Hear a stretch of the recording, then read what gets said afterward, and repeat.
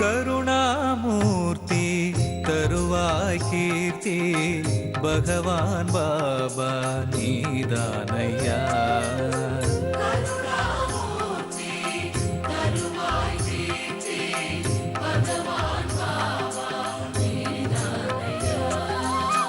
அருள் மாமலையே அழியா புகழே உனையன்றி வேறு கதியேதையா.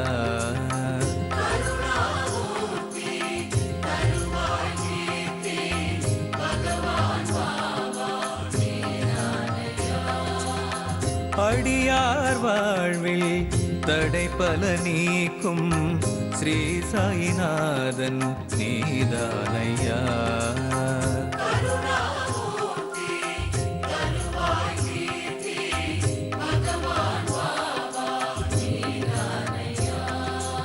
உனையே நாடி உன் புகழ் பாடி வருவோம் நாங்கள் கண் பாராய்.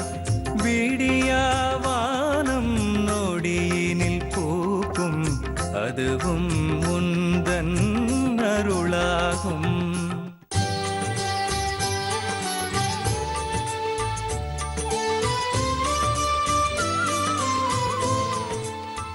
ஜீ தமிழ் தொலைக்காட்சி நேயர்களே அனைவருக்கும் என்னுடைய பணிவான காலை வணக்கங்கள்.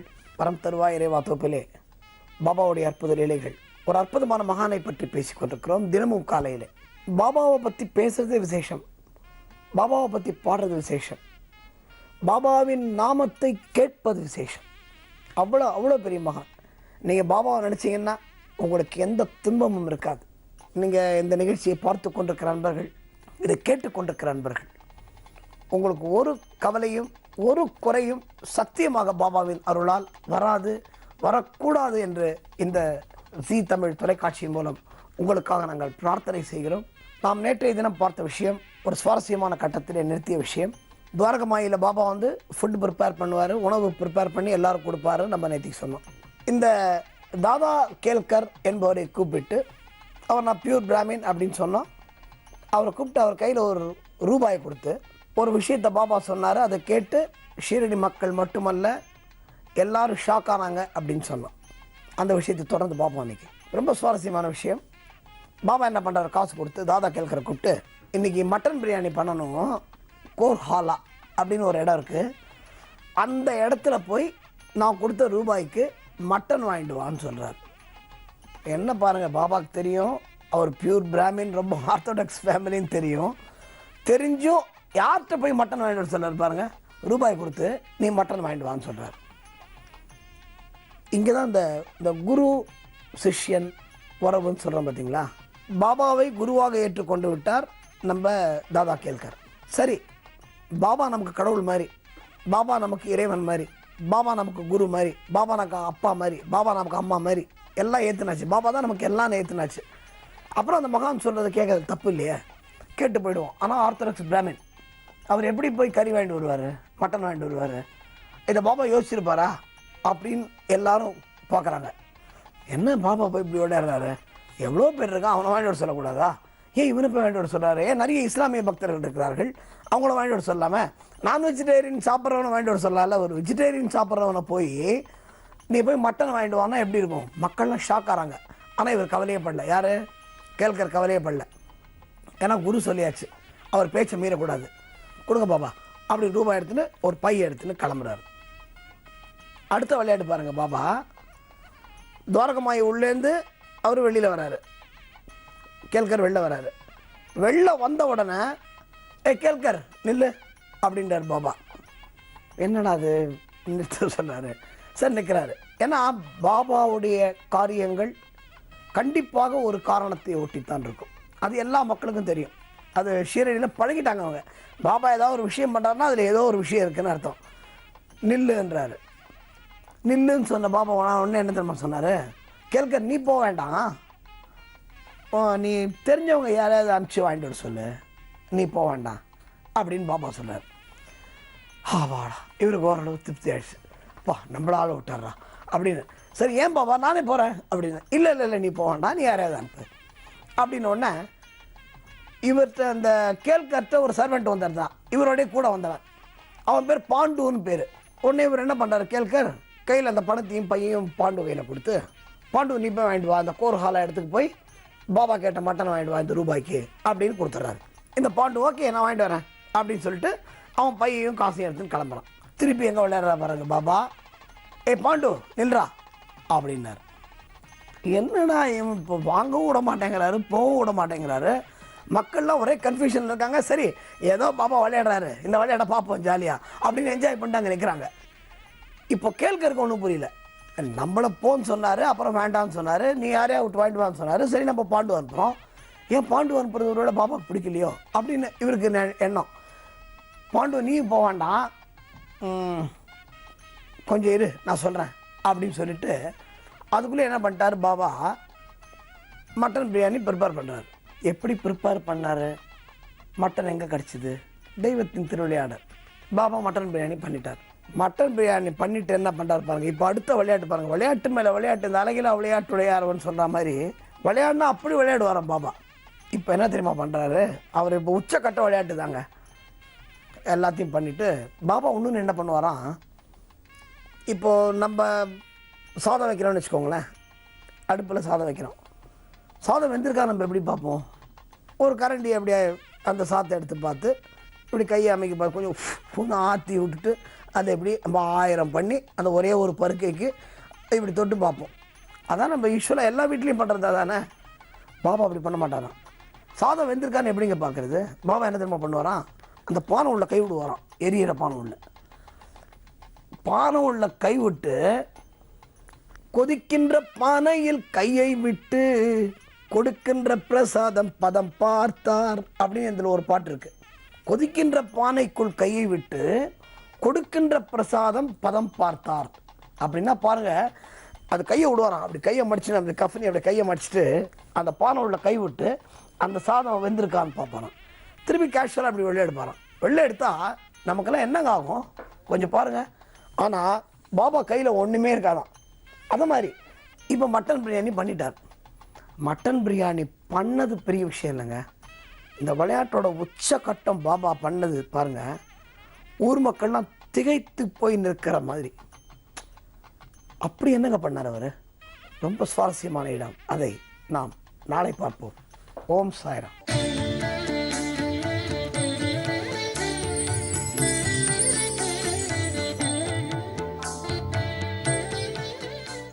ஸ்ரீ குருபியோ நமக.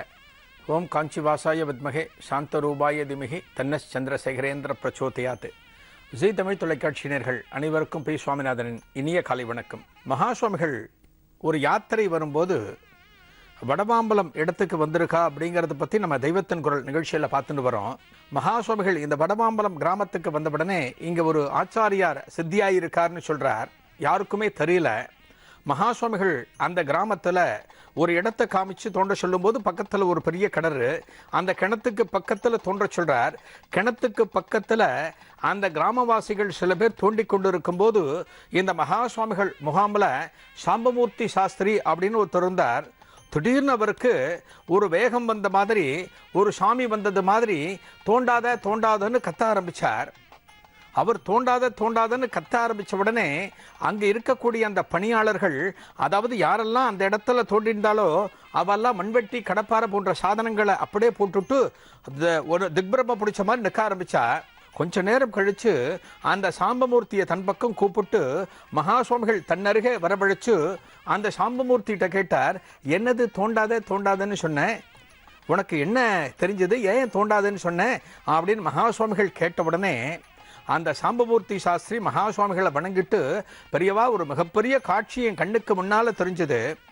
ஒரு பெரிய சன்னியாசி, அந்த சன்னியாசி காஷாய வஸ்திரம் போட்டுருக்கார், மிகப்பெரிய ஒரு தண்டத்தை வச்சுருக்கார், நெத்தியில் விபூதிகள் தெரியறது, கழுத்தில் மிகப்பெரிய ருத்ராட்ச மாலை தெரியறது, பூமிக்கும் வானத்துக்குமாக அந்த சன்னியாசி உயர்ந்து நிற்கிறார். என்னை பார்த்து தோண்டாதன்னு கத்த ஆரம்பித்தார். அவருக்கு முன்னால் மிகப்பெரிய பாராயணம் நடந்துருக்கு. உபனிஷத் பாராயணம், பல பேர் உட்கார்ந்துட்டு ஒரு ஆயிரக்கணக்கான அந்தணர்கள் உட்கார்ந்து பாராயணம் பண்ணிட்டு இருக்கா. திடீர்னு அவர் கோபத்தோடு கத்துறார், தோண்டாதன்னு கத்துறார். அந்த பாராயணம் நின்று போச்சு.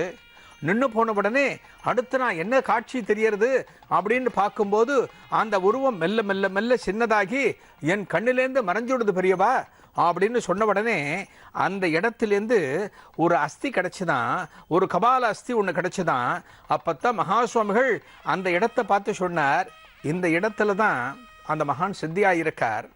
நம்ம ஆத்ம போதேந்திர சரஸ்வதி சுவாமிகள்னு சொல்கிறோமே, போதேந்திர சரஸ்வதி சுவாமிகளோட குருன்னு சொல்கிறோமே, அந்த 58வது பீடாதிபதி இந்த இடத்துல தான் பிருந்தாவனஸ்தரானார்.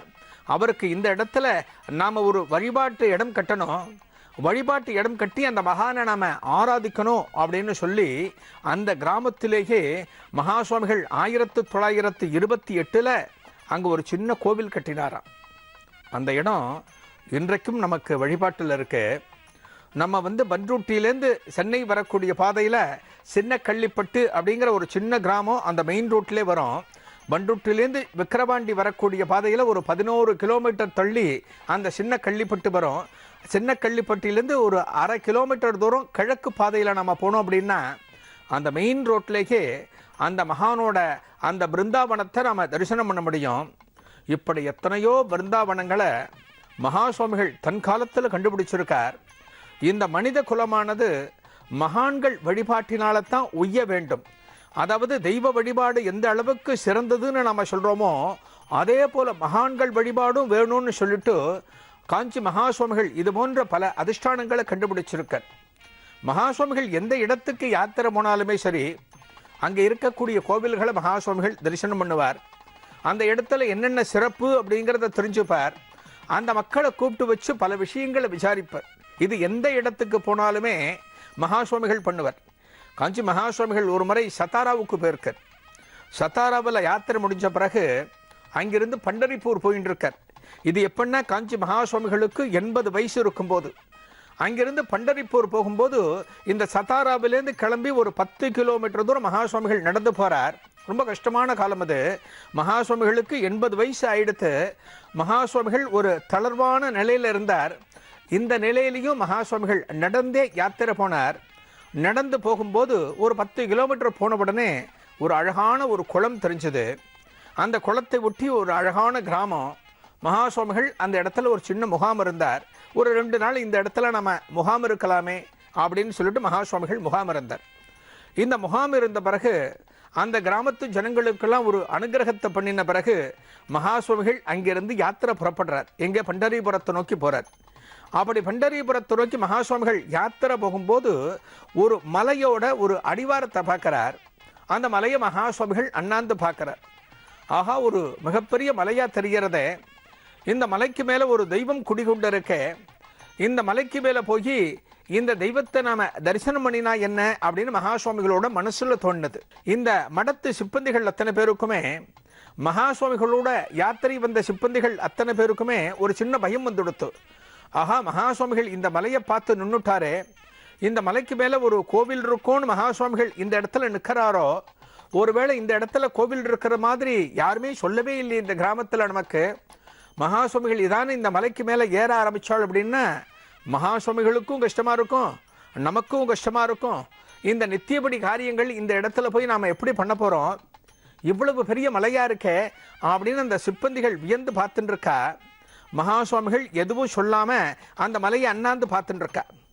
அப்படி பார்த்துட்டு இருக்கும்போது அந்த சிப்பந்திகளுக்கு மகா சுவாமிகள்கிட்ட எப்படி இதை தெரிவிக்கிறதுன்னு ஒரு பயம் இருக்குது. மகா சுவாமிகள் என்ன முடிவெடுக்க போகிறார், என்ன பண்ண போகிறார் அப்படின்னு தெரியாமல் தவிச்சுட்டு இருக்கும்போது மகா சுவாமிகள் கேட்குறார், ஏண்டா இந்த மலைக்கு மேலே ஏறி நாம் போனால் என்ன, மலைக்கு மேலே போய் நாம் தரிசனம் பண்ணினா என்ன அப்படிங்கிறார்.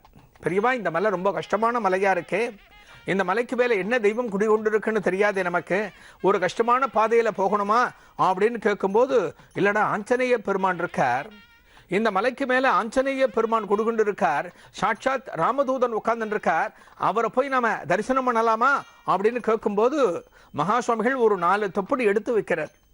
எடுத்து வச்ச உடனே இந்த சிப்பந்திகள் பயந்து போய் நிற்கிறார். இந்த வயசான காலத்தில் மகா சுவாமிகள் எப்படி மலையேற முடியும், மலையேறி போய் தெய்வத்தை பார்க்க முடியும்னு தயங்கி நிற்கும்போது அடுத்து அந்த அற்புதமான காட்சி நடந்தது. அதாவது மகாசுவாமிகள் ஒரு தெய்வத்தோட பரிபூர்ணமான அனுகிரகம் மகாசுவாமிகளுக்கு இருக்கு அப்படிங்கிறது அதை நிரூபிக்கும் விதமாக அந்த காட்சி அமைந்தது. அந்த காட்சி என்ன என்பதை அடுத்த தெய்வத்தின் குரல் நிகழ்ச்சியில் பார்க்கலாம். நன்றி, வணக்கம்.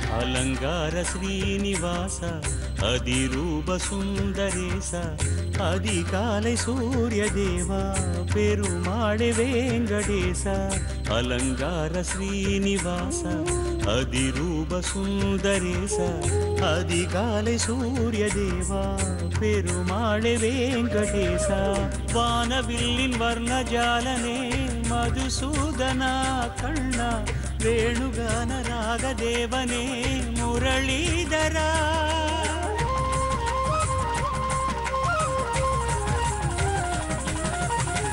வானவில்லின் வர்ணஜாலனே மதுசூதனா கண்ணா வேணுகான ராகதேவனே முரளீதரா திருப்பதி ஏழுமலையில் எழில்மிகும் வெள்ளி நிலவில் பொழிந்திடும் கீதமழையில் மலர்ந்திடும் பாரிஜாத பூவில் அலங்கார ஸ்ரீனிவாச அதிரூப சுந்தரேச அதிகாலை சூரிய தேவா பெருமாளே வெங்கடேசா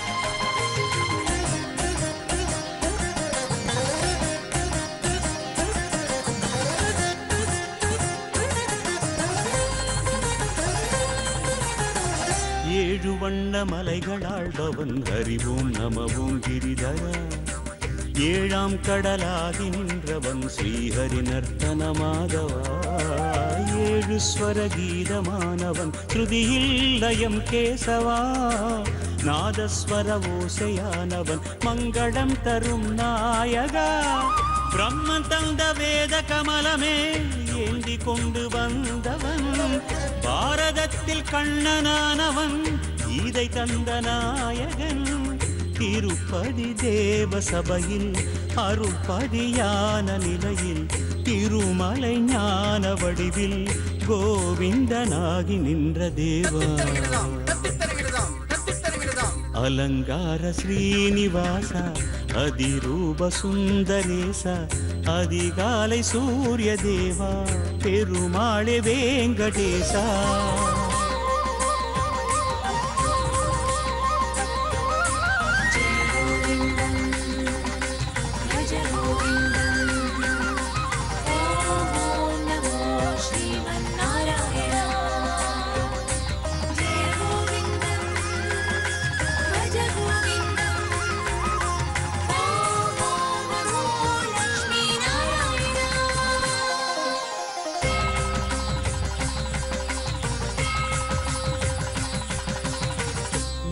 வண்ண மேகநாதனை திருமலை எங்கும் தேடினே சங்கு சக்கர கருட வாகனம் வருவான் என்று ஏங்கினே கோவிந்த நாம கீதமே இரவும் பகலும் பாடினேன் காணுகின்ற காட்சிகள் எல்லாம் நந்த கோவிந்தனாகினான் சிறகொடிந்த பறவையாகினேன் கரம் கொடுத்து தாங்கினான் மனம் மகிழ்ந்த ஸ்ரீனிவாசனே வைகுண்டம் காட்டினான் கண்ணனாக காட்சி தந்தான் ரங்கநாதனாகி நின்றான் ராமனாக காட்சி தந்தான் கோவிந்த பாத பூஜை செய்தேன்